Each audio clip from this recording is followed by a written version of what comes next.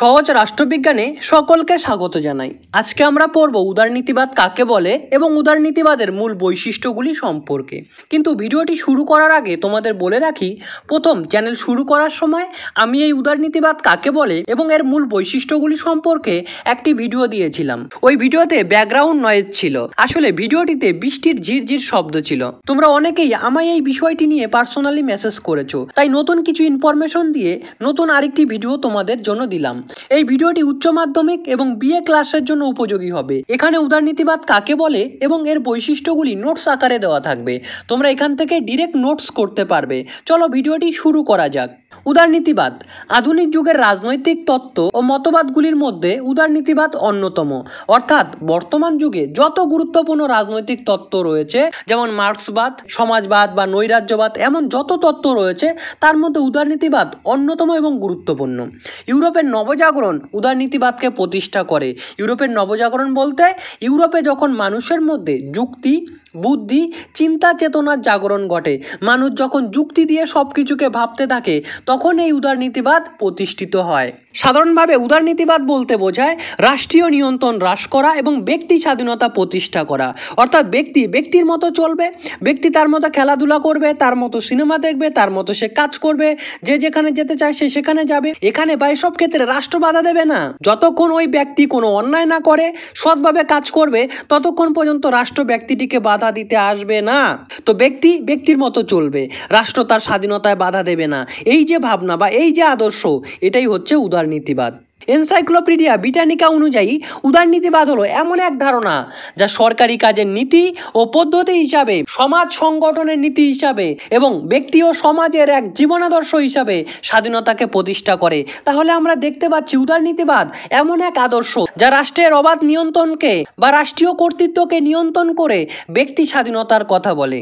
চলো এবার আমরা দেখে নেই বিভিন্ন তাত্ত্বিকরা উদারনীতিবাদ সম্বন্ধে কি বলেছেন তার সম্পর্কে। ডেভিড স্মিথের মতে উদারনীতিবাদ এমন কতগুলি পদ্ধতি ও নীতিতে বিশ্বাসী যেগুলির লক্ষ্য হলো ব্যক্তির অধিকতর স্বাধীনতার ব্যবস্থা করা। হ্যারল্ড ল্যাস্কি বলেছেন উদারনীতিবাদ বলতে স্বাধীনতার অনুশাসনকে বোঝায়। তেমনি ভাবে সার্তরি বলছেন উদারনীতিবাদ হলো এমন এক আদর্শ যা ব্যক্তি স্বাধীনতা, আইনি সংরক্ষণ ও সাংবিধানিক রাষ্ট্র কাঠামোর অনুসরণ করে। উদারবাদ সংকীর্ণ ও ব্যাপক অর্থে ব্যবহার করা হয়। সংকীর্ণ অর্থে উদারবাদ বলতে বোঝায় অর্থনৈতিক ও রাজনৈতিক ক্ষেত্রে ব্যক্তি স্বাধীনতা প্রতিষ্ঠা করা, অর্থনীতিকে রাষ্ট্রীয় নিয়ন্ত্রণ থেকে মুক্ত রাখা ও রাজনৈতিক ক্ষেত্রে নাগরিকদের স্বাধীনতা সর্বোচ্চ করা। অর্থনীতিতে রাষ্ট্রীয় নিয়ন্ত্রণ থেকে মুক্ত রাখার অর্থ হলো বাজারের মতো চলবে, বাজার চাহিদা ও যোগানের ভিত্তিতে, অর্থাৎ ডিমান্ড আর সাপ্লাইয়ের উপর ভর করে চলবে, রাষ্ট্র এখানে হস্তক্ষেপ করবে না। রাজনৈতিক ক্ষেত্রে নাগরিকদের স্বাধীনতা বলতে ব্যক্তি ভোটে দাঁড়াতে পারবেন এবং সেই ব্যক্তি ভোটও দিতে পারবেন, এই অধিকারকে বোঝায়। অপরদিকে ব্যাপক অর্থে উদারনীতিবাদ হলো এমন এক মানসিক ধারণা যা ব্যক্তির অধিকার, স্বাধীনতা এবং ব্যক্তিত্বের সর্বাঙ্গীন বিকাশের কথা বলে। তাহলে ব্যাপক অর্থে উদারনীতিবাদ শুধুমাত্র কিন্তু অর্থনৈতিক বা রাজনৈতিক ক্ষেত্রে সীমাবদ্ধ নয়, এখানে সমস্ত ক্ষেত্রে ব্যক্তির স্বাধীনতাকে মান্যতা দেওয়ার কথা বলা হয়। বাস্তবে ভালোভাবে ভেবে দেখলে সংকীর্ণ ও ব্যাপক উভয় অর্থে উদারনীতিবাদের মূল প্রতিপাদ্য যে বিষয় সেটা কিন্তু হলো স্বাধীনতা।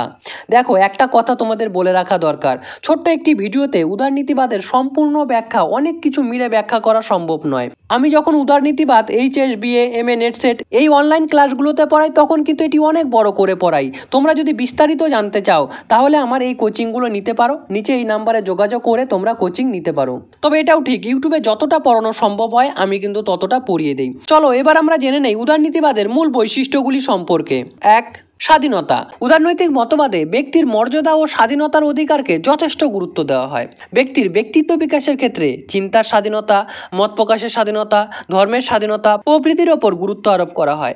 এছাড়াও জাতি, ধর্ম, বর্ণ এবং স্ত্রী পুরুষ নির্বিশেষে প্রতিটি নাগরিকের সামাজিক ও অর্থনৈতিক স্বাধীনতার কথা বলা হয়। 2. আইনের দৃষ্টিতে সাম্য। আইনের দৃষ্টিতে সমতা এবং আইনের দ্বারা সমানভাবে সংরক্ষিত হওয়ার বিষয়টি উদারনৈতিক মতবাদে যথেষ্ট গুরুত্ব দিয়ে স্বীকার করা হয়। আইনের দৃষ্টিতে সমতা বলতে কি বোঝায়? আইনের দৃষ্টিতে সমতা বলতে জাতি, ধর্ম, বর্ণ, নারী পুরুষ নির্বিশেষে সে যে কোনো জাতি, ধর্ম, বর্ণের হতে পারে, আইনের চোখে সকলের সমান অধিকার রয়েছে। আইন দ্বারা সমানভাবে সংরক্ষিত হওয়ার বিষয় বলতে সকলেই আইনের দ্বারা সমানভাবে সংরক্ষিত হবে, আইনের দ্বারা সুরক্ষা পাবে। এখানে আইনের অনুশাসনের মাধ্যমে ন্যায় বিচার প্রতিষ্ঠার ওপর গুরুত্ব দেওয়া হয়, অর্থাৎ এখানে আইনের মধ্য দিয়ে ন্যায় বিচার নিশ্চিত করার কথা বলা হয়। 3. রাজনৈতিক সাম্য। উদারনৈতিক মতবাদে রাজনৈতিক ক্ষেত্রে সাম্য প্রতিষ্ঠার উপর গুরুত্ব দেওয়া হয়। রাজনৈতিক সাম্য বলতে রাজনৈতিক সুযোগ সুবিধা ভোগের ক্ষেত্রে সমান অধিকারকে বোঝায়, যা আইনের অনুশাসনকে সুনিশ্চিত করে। 4. স্বাধীন ও নিরপেক্ষ বিচার ব্যবস্থা। উদারনীতিবাদে স্বাধীন ও নিরপেক্ষ বিচার ব্যবস্থার কথা বলা হয়। এখানে স্বাধীন ও নিরপেক্ষ বিচার ব্যবস্থা সমাজে ন্যায় বিচার প্রতিষ্ঠা করে, আইন রক্ষা করে। এছাড়াও স্বাধীন ও নিরপেক্ষ বিচার ব্যবস্থা কি করে? শাসন ও আইন বিভাগের স্বৈরাচার থেকে জনগণকে রক্ষা করে। শাসন ও আইন বিভাগের স্বৈরাচার বলতে কি বোঝানো হয়? যদি আইন বিভাগ কোনো ভুল বা অসাংবিধানিক আইন পাশ করায় এবং শাসন বিভাগ যদি স্বৈরাচারী হয়ে যায় এবং জনগণের অধিকারকে নষ্ট করে, তাহলে স্বাধীন ও নিরপেক্ষ বিচার ব্যবস্থা জনগণের অধিকার ফিরিয়ে দিতে পারবে। 5. শাসিতের সম্মতি। উদারনীতিবাদ শাসিতের সম্মতির ওপর প্রতিষ্ঠিত সরকারের কথা বলে। তাই তো এখানে দেখা যায় সর্বজনীন ভোটাধিকারের ভিত্তিতে প্রতিনিধিত্বমূলক প্রশাসন ব্যবস্থা। শাসিতের সম্মতি কি?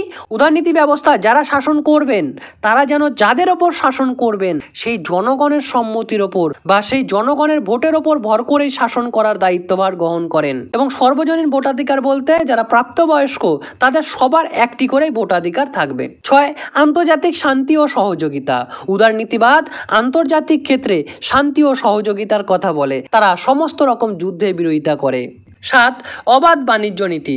উদারনীতিবাদ অর্থনৈতিক ক্ষেত্রে অবাধ বাণিজ্যের কথা বলে। অ্যাডাম স্মিথ বলেন, অর্থনৈতিক ক্ষেত্রে অবাধ প্রতিযোগিতা সমাজের সার্বিক কল্যাণ করে। 8. ব্যক্তিগত সম্পত্তির স্বীকৃতি। উদারনীতিবাদী দার্শনিকরা ব্যক্তিগত সম্পত্তির অধিকারকে স্বীকৃতি দেন। তারা বলেন, নাগরিকদের হাতে ব্যক্তিগত সম্পত্তির অধিকার না থাকলে তারা কাজকর্মে উৎসাহ পাবে না, ফলে দেশের উন্নয়ন হবে না। সাংবিধানিক পদ্ধতিতে সরকার পরিবর্তন। উদারনৈতিক মতবাদে শান্তিপূর্ণ নির্বাচনের মাধ্যমে জনগণের দ্বারা সরকারের পরিবর্তনের কথা বলা হয়। এখানে বিপ্লব ও হিংসার কোনো অস্তিত্ব থাকে না। এই 9টি পয়েন্টের মধ্যে যে কোনো 7টি পয়েন্ট লিখলেই কিন্তু যথেষ্ট। আমি একটু বেশি পয়েন্ট দিলাম কারণ সব পয়েন্ট সবার মুখস্থ নাও হতে পারে। পরীক্ষায় তোমাদের ইচ্ছা মতো 7টি পয়েন্ট লিখে দিও, তবে প্রথম 5টি পয়েন্ট বাদ না দেওয়াই ভালো। তারপরেও যদি কোনো কোশ্চেন্স থাকে, কোনো ইস্যু থাকে, আমাকে হোয়াটসঅ্যাপ করে বলতে পারো। চলো এবার ছোট করে একটু মূল্যায়ন দেখে নেই।